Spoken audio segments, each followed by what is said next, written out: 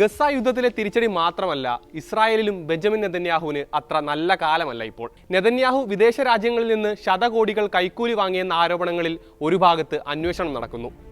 മുൻ ഇസ്രായേലി സൈനിക മേധാവിയും പ്രതിരോധ മന്ത്രിയുമെല്ലാം ആരോപണമുയർത്തിയവരുടെ കൂട്ടത്തിലുണ്ട്. മറുവശത്ത് അഴിമതി കേസിൽ കോടതിയിൽ വിചാരണ തുടരുകയാണ്. തെല്ലവീവ് ജില്ലാ കോടതിയിൽ 17 തവണയാണ് ഇസ്രായേൽ പ്രധാനമന്ത്രി വിചാരണയ്ക്കെത്തിയത്.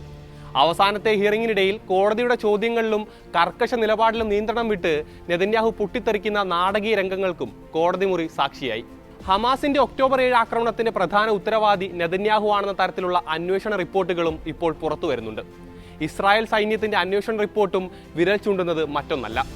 രഹസ്യാന്വേഷണ വിഭാഗങ്ങളുടെ മുന്നറിയിപ്പുകൾ നെതന്യാഹു മുഖവിലക്കെടുത്തില്ല എന്നാണ് വെളിപ്പെടുത്തലുകൾ. ഇതിനെല്ലാം ഇടയിൽ സൈന്യവുമായും രഹസ്യാന്വേഷണ സംഘവുമായും സുരക്ഷാ ഏജൻസിയുമായെല്ലാം ഏറ്റുമുട്ടലാണ് നെതന്യാഹു. ഇപ്പോഴിതാ സുരക്ഷാ ഏജൻസിയായ ഷിൻബത്തിന്റെ മുൻ മേധാവി നദവ് അർഗമാൻ വൻ ഭീഷണിയുമായി രംഗത്തെത്തിയിരിക്കുകയാണ്. പ്രധാനമന്ത്രി നിയമവിരുദ്ധ പ്രവർത്തനങ്ങൾ തുടരുകയാണെങ്കിൽ ഗസ യുദ്ധവുമായി ബന്ധപ്പെട്ട എല്ലാം പുറത്തുവിടുമെന്നാണ് മുന്നറിയിപ്പ്. അർഗമാന്റെ ആരോപണങ്ങൾ മാഫിയ സ്റ്റൈൽ ഭീഷണികളാണെന്ന് ആരോപിച്ച് നെതന്യാഹു നേരത്തെ തള്ളിക്കളഞ്ഞിരുന്നു. ഇതിനു പിന്നാലെയാണ് കടുത്ത ഭാഷയിൽ ഷിൻബത്ത് മുൻ മേധാവി വീണ്ടും രംഗത്തെത്തിയിരിക്കുന്നത്. അടിയന്തരമായി ഗസയിലെ യുദ്ധം നിർത്തി എല്ലാ ബന്ദികളെയും നാട്ടിലെത്തിക്കണമെന്ന് ഇസ്രായേൽ മാധ്യമമായ ചാനൽ 13 നൽകിയ അഭിമുഖത്തിൽ നദവ് അർഗമാൻ ആവശ്യപ്പെട്ടിരുന്നു. ഇനിയും ഗസയിൽ തുടരാൻ ഒരു ന്യായമില്ലെന്നും അദ്ദേഹം വ്യക്തമാക്കി. പല സുപ്രധാന കാര്യങ്ങളെക്കുറിച്ചും അറിവുള്ളയാളാണ് ഞാൻ. അതെല്ലാം എനിക്ക് വേണമെങ്കിൽ ഉപയോഗിക്കാം. പ്രധാനമന്ത്രിക്കും എനിക്കുമിടയിൽ സംഭവിച്ചതെല്ലാം തൽക്കാലത്തേക്ക് പൊതുസമൂഹത്തിന് മുന്നിൽ വെളിപ്പെടുത്തുന്നില്ല. എന്നാൽ നിയമവിരുദ്ധമായാണ് നെതന്യാഹു മുന്നോട്ട് പോകുന്നതെന്ന് ബോധ്യപ്പെട്ടാൽ എനിക്ക് മുന്നിൽ മറ്റൊരു വഴിയുണ്ടാകില്ല. എനിക്കറിയാവുന്ന ഇതുവരെയും പറയാതെ പിടിച്ചുവെച്ച കാര്യങ്ങളെല്ലാം ഞാൻ തുറന്നു പറയും. ഇങ്ങനെയായിരുന്നു ഭീഷണി സ്വരമുള്ള അർഗമാന്റെ പ്രതികരണം. ഇതിനെതിരെയും നെതന്യാഹു രംഗത്തെത്തിയിരുന്നു. തന്നെ ബ്ലാക്ക്മെയിൽ ചെയ്യാൻ ശ്രമമെന്നാണ് അദ്ദേഹത്തിന്റെ ആരോപണം. ഇസ്രായേൽ ജനാധിപത്യത്തിലെ മറ്റൊരു ലക്ഷ്മണ രേഖയാണ് ലംഘിക്കപ്പെട്ടിരിക്കുന്നത്. ഇതിനു മുൻപ് ഇസ്രായേൽ ചരിത്രത്തിലോ ജനാധിപത്യത്തിന്റെ ചരിത്രത്തിലോ സിറ്റിംഗ് പ്രധാനമന്ത്രിക്കെതിരെ സുരക്ഷാ വിഭാഗത്തിന്റെ മുൻ മേധാവി ഇങ്ങനെ ബ്ലാക്ക്മെയിൽ നടത്തിയ സംഭവമില്ല.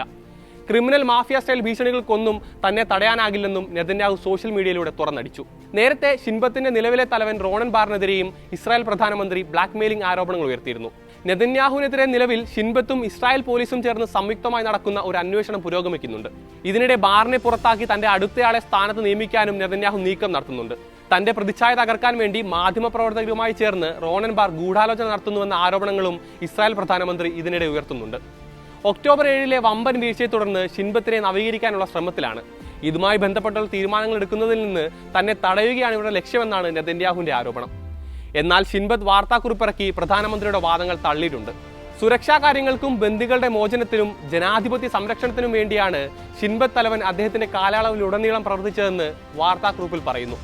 ഇതിനു വിരുദ്ധമായ പ്രസ്താവനകളെല്ലാം സത്യത്തോട് നിരക്കാത്തതാണെന്നും ഷിൻബത്ത് തുറന്നടിക്കുന്നു.